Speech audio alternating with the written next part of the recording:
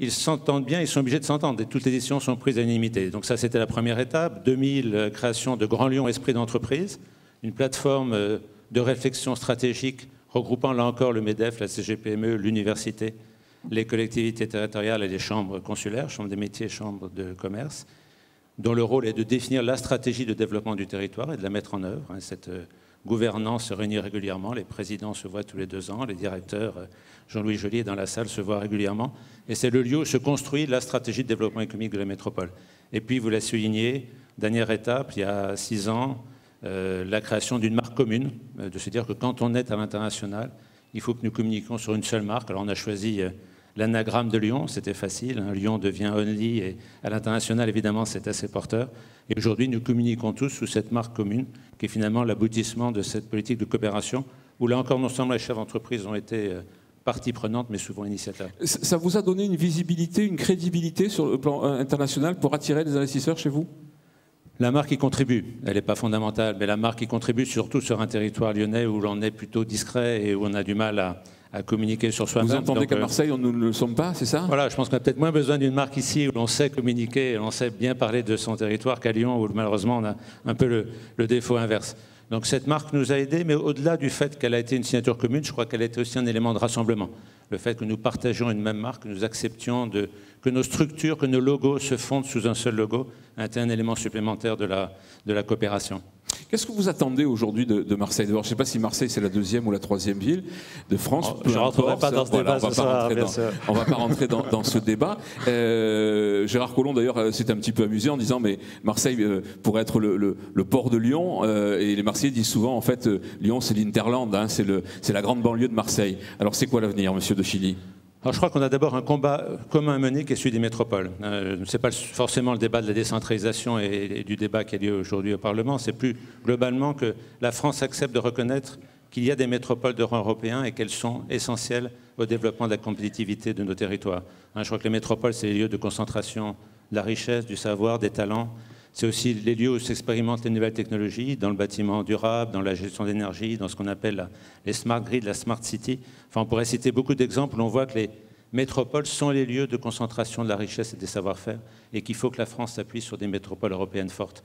Et aujourd'hui, c'est vrai qu'on voit en Rhône-Alpes, je ne sais pas si c'est le cas ici en PACA, on a tendance, quand on donne 1 euro à Lyon, à donner 1 euro à Roanne, 1 euro à Chambéry, 1 euro à Annecy. Or, l'euro qu'on donne à Lyon, je pense, a une capacité de multiplication un peu plus forte que ce qu'on donne ailleurs. Et combien d'euros donne-t-on à Paris ? Un peu trop, sûrement. Voilà, alors, je crois qu'on a ce combat à mener, il est vraiment important, parce que je pense que le succès de l'Allemagne, on parle souvent des Länder allemands, le succès de l'Allemagne, c'est aussi des grandes métropoles, c'est Hambourg, c'est Francfort, c'est Düsseldorf, c'est Munich, on peut en citer beaucoup. Quand on parle de la France, on parle malheureusement que de Paris. Alors ensuite, je pense qu'il y a des domaines de coopération sûrement à renforcer. Ça me permet d'aller un peu à l'encontre des propos qu'on m'a fait tenir où je disais que finalement Lyon et Marseille n'étaient que concurrents. On l'est sur des projets d'implantation, on l'est en ce moment sur des gros projets. Mais je pense qu'il y a certainement des coopérations à renforcer, notamment sur certains secteurs industriels. Je pense au secteur de la chimie. On voit les difficultés que Chemone, entreprise dont le siège est à Lyon, pose au bassin de Fos, pose au bassin de la vallée de la chimie. Je crois qu'il y a une vraie stratégie commune à mener sur certains secteurs. Je pense à celui de la chimie, je pense à celui de l'énergie, du nucléaire. Je vois beaucoup d'entreprises lyonnaises du nucléaire s'implanter autour de Cadarache, avoir une deuxième implantation. Je pense qu'on a effectivement 2 pôles importants dans le secteur du nucléaire et plus largement certainement dans tout ce qui tourne autour des énergies propres. Mais on peut multiplier les exemples. Indiscutablement, je pense qu'il y a des coopérations à mener entre nos 2 métropoles. Donc, le destin de Marseille et de Lyon est forcément lié. Je pense que oui. Et notamment à l'international. Alors, si on est un peu moins bien organisé peut-être qu'à Lyon, c'est pas pour autant qu'on n'arrive pas à attirer des investisseurs et non des moindres. Sandra Chalinier, vous êtes directrice des Terrasses du Port. Il y a un groupe qui s'appelle Amerson qui a investi beaucoup d'argent ici. Quels ont été un peu les arguments qui ont été développés, la réflexion un petit peu de ce groupe? Je pense qu'il ne s'installe pas n'importe où. Est-ce que c'est vraiment évidemment un choix très calculé, ou est-ce que Marseille, ça fait partie des places où il faut être? On verra bien si ça marche, mais de toute manière, il faut investir, ou au contraire, c'est un investissement, si j'ose dire, à coup sûr? Alors, à coup sûr, l'avenir nous le dira. Par contre, le groupe Amerson n'est pas un groupe qui investit à la légère et en faisant des études au doigt mouillé, on va dire.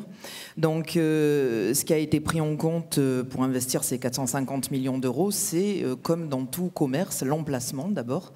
Et c'est vrai que le site sur lequel se situe le projet des terrasses du port est juste magnifique, déjà par sa géographie. Il est symbolique parce qu'il est la réouverture de la ville sur son port. Et ensuite, il est au cœur d'Euroméditerranée, qui est le quartier d'affaires qui se développe à Marseille, avec, depuis sa création et jusqu'à maintenant, à peu près 90 000 nouvelles personnes entre les nouveaux habitants et les nouveaux employés. Ensuite, on regarde quoi? On regarde l'accessibilité du lieu. Alors, à Marseille et dans la métropole, on critique souvent les transports en commun, mais bon, on a quand même le métro, on a quand même le tramway, on a des bus, et puis surtout, on a un aéroport international qui frise maintenant les 8 millions de passagers. On a le TGV qui est très important, et donc et des autoroutes avec des tunnels qui peuvent permettre une accessibilité excellente à notre projet. On a ensuite une concurrence qui, puisque j'ai mon voisin de Lyon à côté, on peut parler par exemple, on peut faire un benchmark par rapport à Lyon, on a une concurrence sur Marseille qui n'est pas au niveau de ce qui peut se faire par rapport, dans les autres grandes villes de France, et par exemple à Lyon, où on a un Lapardieu qui a su se régénérer, s'étendre et être un centre complètement moderne, connecté, avec une offre commerciale tout à fait digne d'une grande ville de France. On a un centre comme Confluence qui est très designé, très nouveau, très original. Et à Marseille, c'est vrai qu'on n'a pas cet équipement commercial-là. Donc on espère déjà innover, nous, et puis apporter du neuf. Et puis surtout, on espère qu'on fera évoluer l'équipement commercial marseillais et faire augmenter le niveau. On a ensuite regardé la zone de chalandise. Donc la zone de chalandise, c'est Euroméditerranée pour notre zone primaire, qui est très importante et très qualitative, mais c'est également une zone de 1,5 million de personnes à moins de 35 minutes en voiture, qui évolue sans cesse. C'est 1 million de croisiéristes en 2013, c'est un nombre de touristes qui frise les 11 millions dans les Bouches-du-Rhône et qui est en évolution positive. C'est également MP 2013 et surtout les équipements culturels qui sont créés à l'occasion de MP 2013 et l'espoir avec le MUSEM, avec Regard de Provence, avec le FRAC, avec d'autres équipements comme le Silo, le Théâtre de la Minoterie, etc., qui sur la zone d'Euroméditerranée s'associent, réfléchissent ensemble et peuvent faire espérer qu'on puisse développer à Marseille un tourisme culturel, donc un tourisme plus pointu et différent du tourisme qui actuellement... Et plus rémunérateur peut-être ? Peut-être aussi, voilà, et puis qui a d'autres attentes aussi. Donc pour vous, Marseille, c'est devenu une destination touristique à part entière dans le monde ? C'est en train de le devenir et en tout cas, ce qu'on regarde, nous, c'est souvent est-ce que les feux sont au vert ou est-ce que les feux sont au rouge ? Et on a trouvé que sur Marseille, les feux étaient au vert sur beaucoup de secteurs et que donc sur des projets comme les centres commerciaux qui sont souvent à 10 ou 15 ans, on avait tout intérêt à se positionner sur ce lieu-là parce qu'il y avait un avenir qui était prometteur.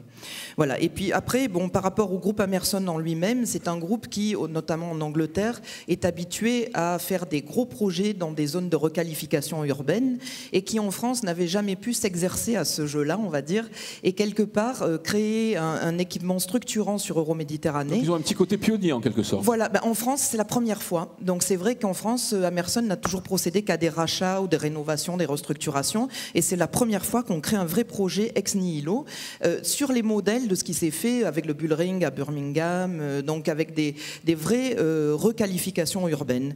Donc c'était une occasion pour Amerson de mettre en œuvre son savoir-faire en France. Merci beaucoup pour cet argumentaire. Jean-Luc, je pense que ça amène des commentaires de votre part. D'abord peut-être sur la méthode lyonnaise, je vous ai vu quand même très, très envieux, très attentif à effectivement la manière et surtout aux 40 ans. J'ai vu quand vous avez entendu 40 ans, vous avez un petit peu tiqué quand même. Ils ont au moins une grosse génération d'avance. Ça c'est fait, c'est pris et ça fait au moins un temps d'avance. C'est pas par hasard d'ailleurs si l'INSEE dit qu'il y a 122 000 emplois de plus, peut-être que la façon de jouer collectif aide probablement. En fait, qu'est-ce que j'entends dans la méthode de Lyon? Qu'est-ce que j'entends dans ce qui a été dit par M. de Chilly? C'est qu'en réalité, d'abord, on se met d'accord, et on se met d'accord à l'unanimité. Une fois qu'on s'est mis d'accord, on pousse tous. Et on pousse tous pour la réussite. Et du coup, on réussit de grands projets. On accepte de faire passer des marques territoriales derrière la vraie marque du territoire, celle qui va faire gagner.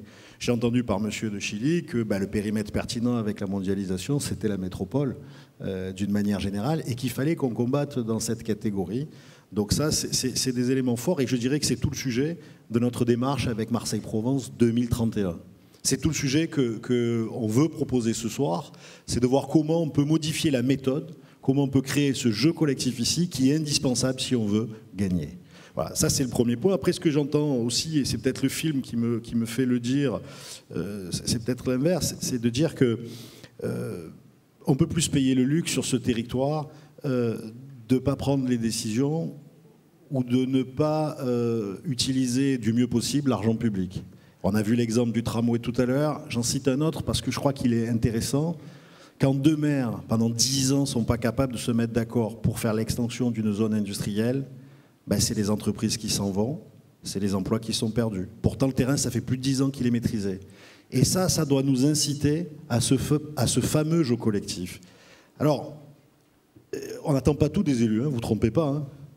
On attend juste que vous nous donniez les moyens, nous, chefs d'entreprise, de faire notre boulot, c'est-à-dire de créer de l'emploi et de créer de la richesse. On attend juste que les décisions soient prises au bon moment pour qu'on puisse créer ces entreprises, créer les terrasses du port, pas avoir des années de discussion et pouvoir créer de l'emploi, pouvoir dessiner. C'est notre job. Mais pour qu'on puisse faire notre job, on a besoin d'avoir ces décisions, ces facilitateurs, comme on a pu l'entendre à Lyon. D'accord. Donc ce soir, ce que vous nous proposez, c'est en fait d'écrire un scénario global de développement économique sur un certain nombre d'années. C'est quand même une mission un petit peu difficile. Vous avez la prétention de l'écrire tout seul, Monsieur Chauvin? Non, on n'a pas la prétention d'écrire tout seul. D'ailleurs, c'est pas l'idée. L'idée ce soir, c'est de voir d'abord quelles sont les filières qui peuvent être porteuses d'avenir et quelles sont les filières, quelles sont les mutations sur ce territoire, quelles sont les décisions qu'il faut prendre pour que ces filières qui soient porteuses d'avenir puissent réussir. Ensuite, la méthode, c'est le jeu collectif. Je le dis depuis le début de la soirée. Donc si c'est le jeu collectif, ça ne peut pas être tout seul. Ça veut dire que c'est tous ensemble. Ça veut dire que c'est avec les élus d'un côté, mais c'est aussi avec les syndicats de salariés, c'est aussi avec les chefs d'entreprise, c'est aussi avec la chambre de commerce, mais c'est aussi avec les universitaires. Et c'est aussi probablement avec les jeunes. C'est les citoyens de ce territoire qui doivent prendre en main ce territoire et qui doivent décider ensemble, et une fois qu'on a décidé, qui doivent aller ensemble à fond pour faire réussir. Merci beaucoup. On vous applaudit bien fort tous les quatre.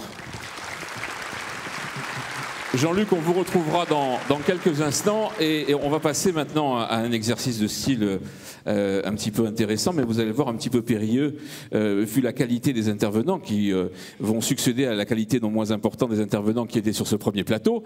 Mais vous allez voir, on a quelques intervenants effectivement qui vont nous parler de leurs projets. C'est des responsables soit de filières, soit de grandes entreprises. Je vous demande de les accueillir. On va tout de suite accueillir Monsieur Gérard Goninet, qui est le directeur des sites d'Eurocopter.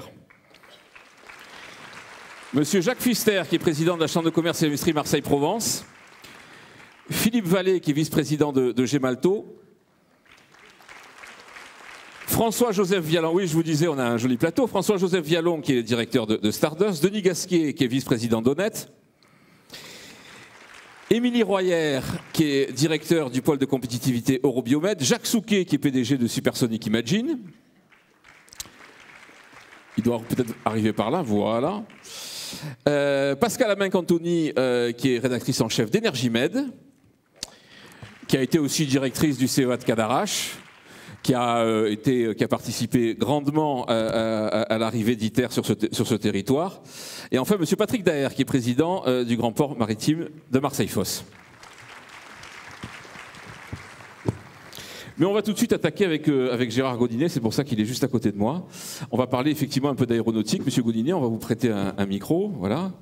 Monsieur Jacques Pfister est en train de vous le passer. Alors, effectivement, cette filière aéronautique, on sait qu'elle est en train de se structurer. Elle se structure évidemment depuis pas mal d'années autour d'Eurocopter, mais aussi, et on va le voir tout à l'heure, évidemment, de la société d'Air, de Thales.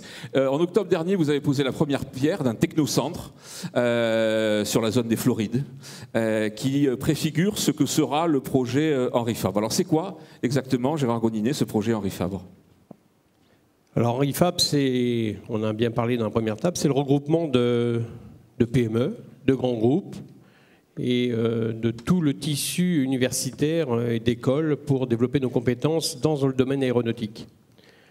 On va rendre hommage à Patrick Daher, puisque l'idée, c'est lui qui l'a poussée auprès du préfet et a largement été reprise par le président Eugène Caselli. On était il y a encore quelques jours sur ce terrain en train de promouvoir l'implantation de différentes sociétés par Jacques, qui nous soutient très fortement pour justement faire comme d'autres régions.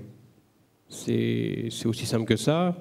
Il y a Nantes, il y a Bordeaux, il y a Toulouse, on a parlé de Lyon, qui ont ce genre de cluster où, basé sur un grand, l'ensemble du tissu de PME s'est développé. Henri Fabre, c'est simplement comment développer nos PME.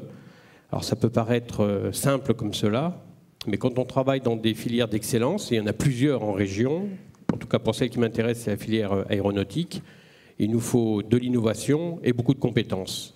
Et là, on a un gros travail à faire. Alors évidemment, un projet comme ça, ça suppose que tout le monde soit bien en cohérence, tout le monde tire bien dans le même sens. Est-ce que vous avez aujourd'hui le sentiment que toutes les conditions sont réunies pour que ce projet aboutisse à véritablement ce dont vous avez envie, c'est-à-dire à créer cet écosystème dont les entreprises et les grandes entreprises que vous avez citées ont besoin? On va dire que tout le monde est réuni. Maintenant, en tant qu'industriel, ce que l'on souhaite, ce sont des actions. Que la pensée politique, que la volonté y soit, il faut que l'ensemble des acteurs puissent clairement clarifier les priorités et s'engager sur ces priorités pour réaliser des choses qui sont nécessaires à notre développement. Donc là, il nous reste encore des choses à faire. Je vais prendre une anecdote, puisqu'on veut créer, je vais dire, un cluster d'environ 6 à 7 000 emplois potentiels sur cette zone-là. On pense bien, et ceux qui sont autour de l'aéroport le voient bien, que 6 ou 7 000 emplois en plus des 13 000 d'Eurocopter, ça va devenir invivable. Donc il nous faut un écosystème, il nous faut des transports, il nous faut quelque chose autour de cette zone pour qu'elle ne soit pas complètement asphyxiée. Et les transports, pour l'instant, vous ne les avez pas? Je ne les aurai pas tout de suite, je ne les aurai pas demain, mais j'aimerais les avoir après-demain. Mais ça veut dire que je crois que la préfecture et l'ensemble des acteurs ont ressorti tous les projets transport qui ont été étudiés depuis une dizaine d'années. Il y avait 45 personnes autour de la table. Je crois que toutes les idées, tous les problèmes sont connus. Il faut simplement décider. Il faut agir. Après-demain, c'est 2030, 2031 ou plus loin? Alors nous, 2031, c'est bien. Il faut avoir une vision. On aimerait que ce soit beaucoup plus rapide. En tout cas, nos PME. Et pour capter la croissance, par exemple, d'un groupe comme Eurocopter, il faut répondre vite. Donc le temps compte. Merci beaucoup pour cette perspective. On va passer à Jacques Pfister. Évidemment, M. Pfister, on va parler avec vous de Marseille-Provence 2013, la culture et le tourisme. Comment est-ce qu'on prépare aujourd'hui l'après-2013, partant du postulat qu'évidemment aujourd'hui c'est une réussite? Comment on se dit, on va consolider, comment on va surfer sur cette grande vitrine internationale qu'a constituée Marseille-Provence 2013? Merci. Merci. Bon, d'abord, il n'y a que 5 mois qui se sont écoulés et on rentre dans la phase la plus importante de Marseille-Provence 2013. Le mois de juin et juillet sont des mois exceptionnellement denses. D'ailleurs, ça recommence demain. Jean-Claude Gaudin et Eugène Caselli auront du travail demain, accueillir le président Hollande pour le MUSEM.